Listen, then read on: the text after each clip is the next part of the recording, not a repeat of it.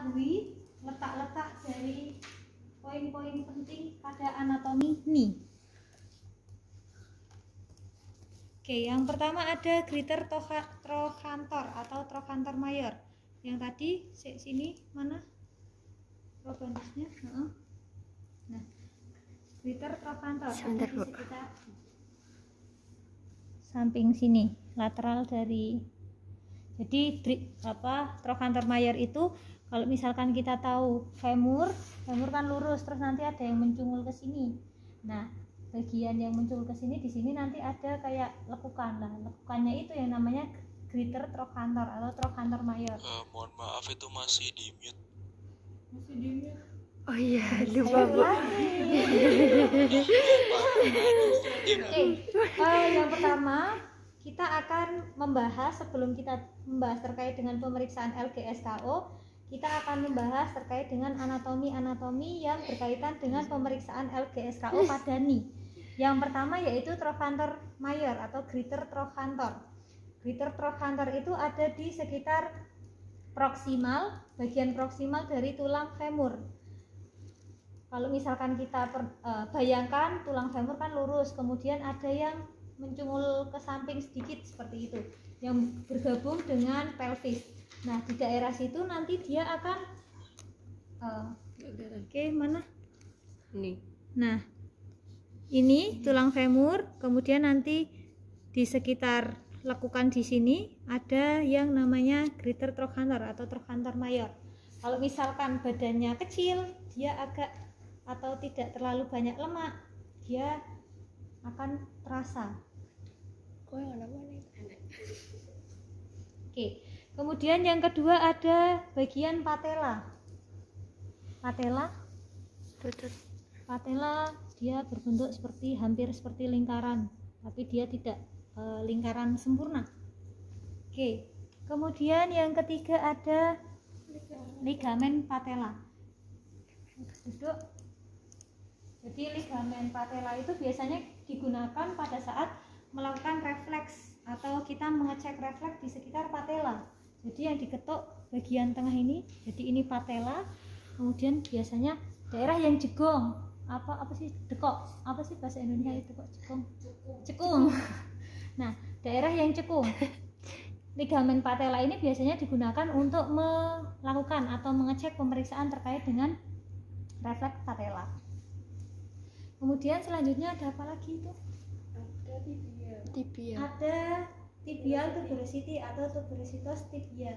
Itu ada di sekitar bagian depan. Jadi ini patella, kemudian tibia kan dia memanjang. Nah, tulang yang menonjol atau yang kerasa menonjol kalau nggak banyak lemaknya ini di sini akan terasa. Ini namanya tuberositas tibial atau tibial tuberosity. Kemudian selanjutnya ada tibial plateus. Tibial plateus itu ya apa sih ini berarti? The upper of each medial. Jadi dia memanjang, atau plateus itu kan kayak plat, bidang yang memanjang. Jadi kalau misalkan kita sudah mendapatkan tibial tuberosity, nah tibial plateus itu memanjang sepanjang ini. Jadi kan tulang tibia kan bentuknya memanjang terus ke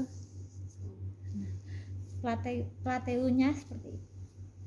Kemudian selanjutnya ada head of fibula. Head of fibula ada di sekitar lateral. Ini juga head of fibula kerasa agak menonjol karena dia bentukannya agak melengkung, ada sesuatu yang kecil melengkung. Nah, ini sebelah sini itu ada head of fibula atau kepala dari fibula. Selanjutnya ada lateral malleolus. Nah, lateral malleolus itu bisa dilihat apa? Mata kaki ya, lateral malleolus sebelah sini. Oke, ini bagian-bagian atau anatomi terkait dengan pemeriksaan knee, baik itu LGS maupun KO. Kita akan mulai untuk melakukan pemeriksaan LGS yang ada di knee. Ini terapis, posisikan. Yang pertama adalah fleksi dan ekstensi dari knee. Posisinya pasien Fleksi terlentang. dan ekstensi dari knee. Posisinya pasien terlentang. Aksisnya ada di lateral dari epicondylus femur. Aksisnya ada di lateral epicondylus femur atau di sini. Nanti ditekuk gini ya.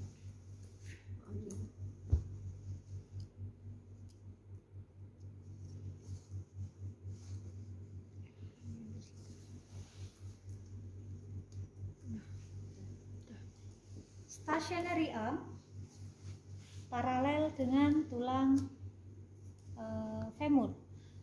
Movable arm sejajar dengan tulang tibia fibula.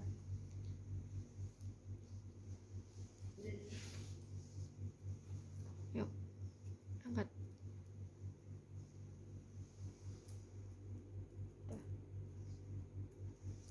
Nah, sebentar. Ketika seperti ini, posisi movable arm tidak sejajar dengan tulang tibia fibula. Kita bisa mengarahkan garis tengah atau garis bantu ini ke arah lateral malleolus. Jadi setelah kita sudah tahu epicondylus lateralis di sebelah sini, kemudian kita bisa mengarahkan stationary arm mengikuti aksis longitudinal dari trochanter mayor. Kemudian movable arm bisa kita sejajarkan atau paralelkan dengan ke arah malleolus atau mata kaki, seperti itu. Jadi bisa posisi lurus.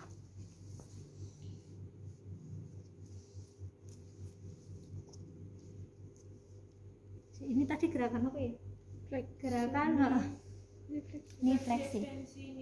Oke. Kemudian kalian diminta untuk memfleksikan ini. Oke. Jadi posisi ini fleksi, kakinya, telapak kaki itu diseret ke arah. Nah, jadi tidak meninggalkan permukaan bed. Oh iya. Jadi jadi nyeret, mentok seperti ini. Ketika misalnya pura-pura trick movement, nah end position, posisi seperti ini berarti pemeriksaan keliru.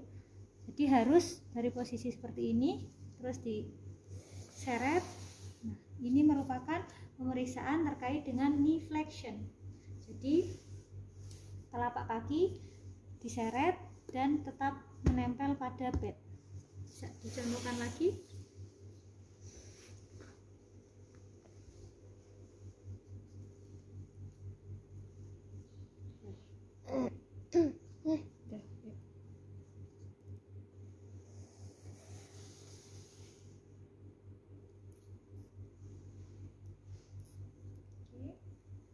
Ini berapa?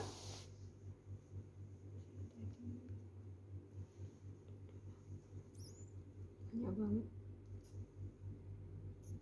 130. 130. 130. Iya, Bu, 130. Kemudian knee ekstensi. Kalau untuk knee ekstensi posisinya tengkurap. Kalau knee ekstensi itu posisinya tengkurap Knee, ya.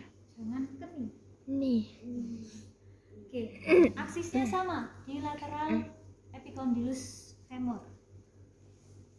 Stationary arm sama, sejajar atau paralel dengan tulang femur, mengarah ke arah trochanter mayor. Kemudian movable armnya bisa sejajar dengan atau paralel dengan tibia fibula, mengarah ke arah lateral malleolus.